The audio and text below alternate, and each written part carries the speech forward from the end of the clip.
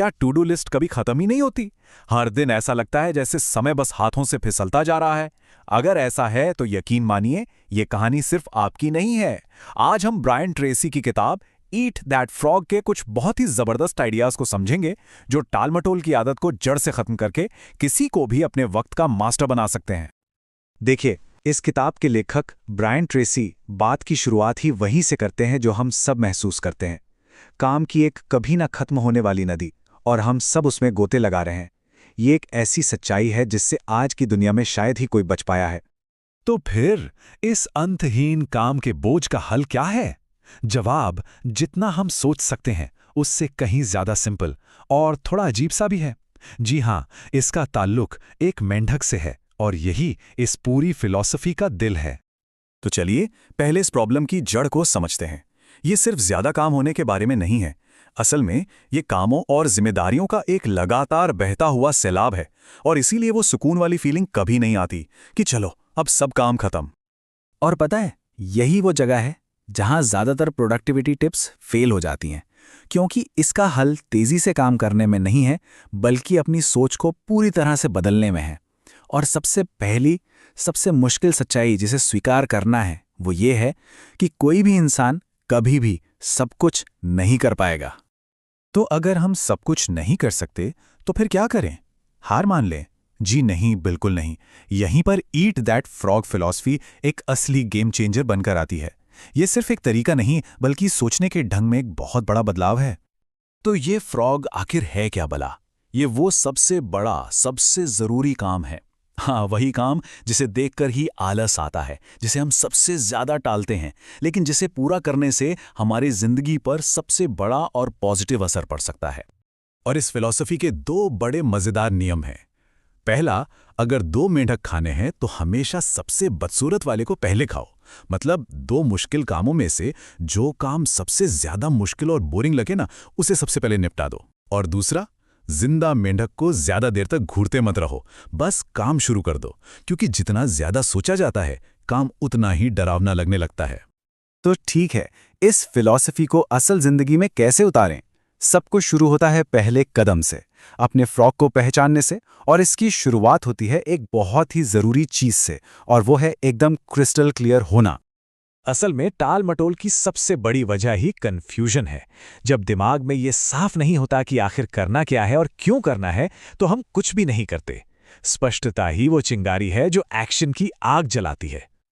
और ये क्लैरिटी पाने के लिए ट्रेसी एक जबरदस्त फॉर्मूला देते हैं।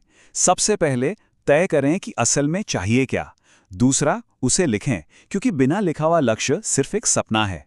तीसरा, एक डेडलाइन तय करें ताकि काम में थोड़ी अर्जेंसी आए। और चौथा, उसे पूरा करने के लिए एक एक्शन प्लान बनाएं। ये समझिए, अपने विचारों को हकीकत में बदलने का एक ब्लूप्रिंट है। तो अब जब लक्ष्य शीशे की तरह साफ हैं, तो सवाल ये उठता है कि शुरू कहाँ से करें? यहीं पर प्राथमिकता यानी कि प्रायोरिटी तय करना सबसे जरूरी हो जाता है। और इसके लिए ट्रेसी का ABCD मेथड एक कमाल का टूल है। ये मेथड बहुत ही सिंपल और असरदार है। A मतलब वो काम जिन्हें करना ही करना है, ये है हमारे फ्रॉग्स। B वो काम है जो करने चाहिए पर उतने जरूरी नहीं, इन्हें मेंढक के बच्चे यानी टैडपोल समझ सकते हैं। C वो काम है जिन्हें करना अच्छा लगता है पर कोई खास नतीजा नहीं। D यानी डेलीगेट, जो काम दूसरों को सौंपा जा सकता है। और E यानी एलिमिनेट, उन कामों को लिस्ट से हटा दें जिनकी अब जरूरत ही नहीं है। और इस मेथड का सबसे जरूरी नियम, जिसे कभी नहीं भूलना है, जब तक कोई A काम बाकी है तब तक किसी B काम को हाथ भी नहीं लगाना है।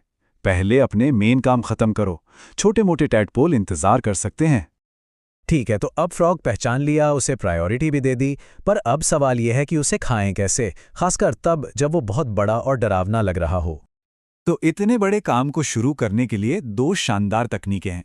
पहली है सलामी स्लाइस मेथड, मतलब काम को छोटे छोटे टुकड़ों में काट लो और एक बार में बस एक टुकड़ा निपटाओ। दूसरी है स्विस चीज मेथड, बस ये तय करो कि ठीक है, मैं सिर्फ 5 या 10 मिनट इस पर काम करूंगा। दोनों का एक ही मकसद है, उस शुरुआती झिझक को तोड़ना। तो जब आखिरकार उस सबसे मुश्किल काम को पूरा कर लिया जाता है तो कैसा महसूस होता है? ये सिर्फ टू डू लिस्ट में एक टिक मार्क लगाना नहीं है, इसका एक बहुत गहरा मनोवैज्ञानिक इनाम भी मिलता है।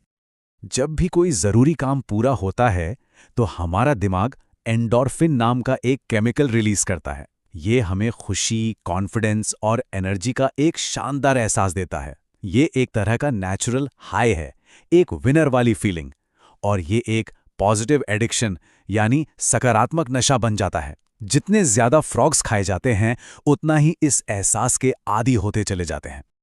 और अंत में ये आदत सिर्फ काम खत्म करने के बारे में नहीं है, ये अपनी जिंदगी और करियर का कंट्रोल वापस अपने हाथों में लेने के बारे में है। ये अपने जिंदगी की ड्राइविंग सीट पर वापस आने जैसा है। तो अब ये सब जानना सिर्फ काफी नहीं है, इसे लागू करना सबसे जरूरी है। इसलिए एक सवाल खुद से पूछना बनता है, वो सबसे बड़ा, सबसे बदसूरत फ्रॉग कौन सा है जिसे कल सुबह सबसे पहले निपटाना है।